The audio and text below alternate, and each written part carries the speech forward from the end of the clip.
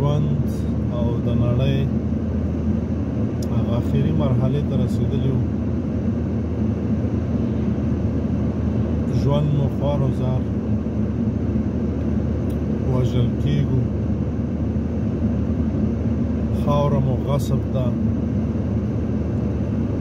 ژبه مو غصب ده، دود او دستور مو غصب دی، او موږ او تاسو خو ورباندې پوهېږو. عزیزانو، د دې دپاره د یووالي سخته اړتیا ده. د یووالي نه بغیر هیڅ امکان یې نشته. یووالی داسې نه کېږي چې موږ او تاسې یو څو کسان، یو څو ځوانان، یو څو سپین ږیري سره راټول شو او په یو لاس شو. نه، ټول کام به په یو غږ کېږو، په یو رایه کېږو به. د علماء کرامو، د امامانو، د طالبانو، د تبلیغیانو نه واخله، همداسې ورپسې ځه ان تر دې پورې چې زمونږ او ستاسو چې د هرې د ټولنې هر وګړی دی باید لاس سره یو کړو، یو بل وزغمو. که موږ په دې فکر یو چې علما په دې فکر وي چې چې موږ به دغه بېدینه ورک کړو، هېڅ امکان یې نشته. که بېدینه په دې فکر وي چې موږ علما کرام او مولایان د منځه ویسو، هیڅ امکان یې نشته. دا د هلاکت یوه نښه ده. دا په ځان کې مه راولئ.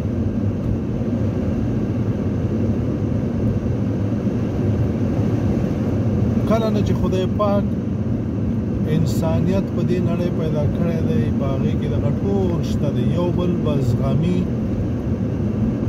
او دینداري به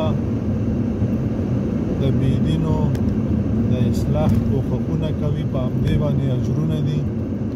خدای پاک به په دې باندې اجرونه ورکوي. که چېرته ټول د دوی په څېر شي نو اجرونه به دوی بیا څه کا او د کومه به یې کا.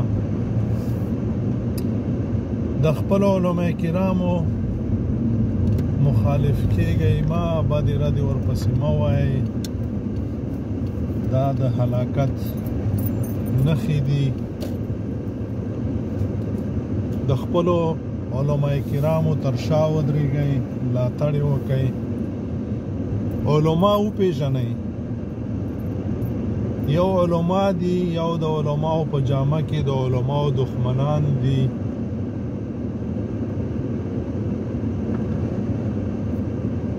او په دې باندې هر څوک ډېر ښه پوهېږي. دې دپاره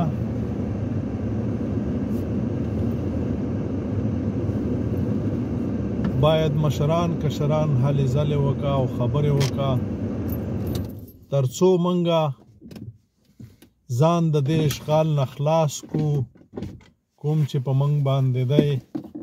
که نه نو همدغسې در په در او خاورې په سر به ګرځو او زموږ مسیح او کړوسي به په موږ باندې لعنت وایي.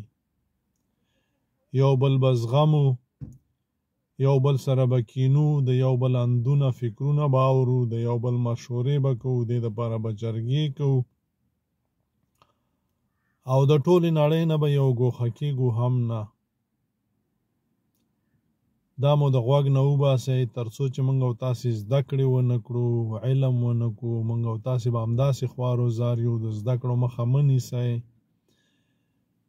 په هیر مو نشي په دې 1540 کاله کې چې په موږ باندې وشو، دښمنان را باندې تر ننه باندې کوي. هغه کسان دي چې هغوی زده کړې نه لري، ټوپک ورته د څو پیسو په مقابل کې په اوږږ دي او خپل رور پې وژني، خپل ښوونځی په ورانوي، خپل سړک، خپل مدرسه، خپله دیره، خپل بازار په ورانوي، خپل قام په وژني.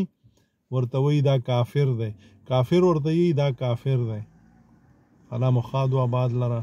السلام علیکم ورحمة الله وبرکاته.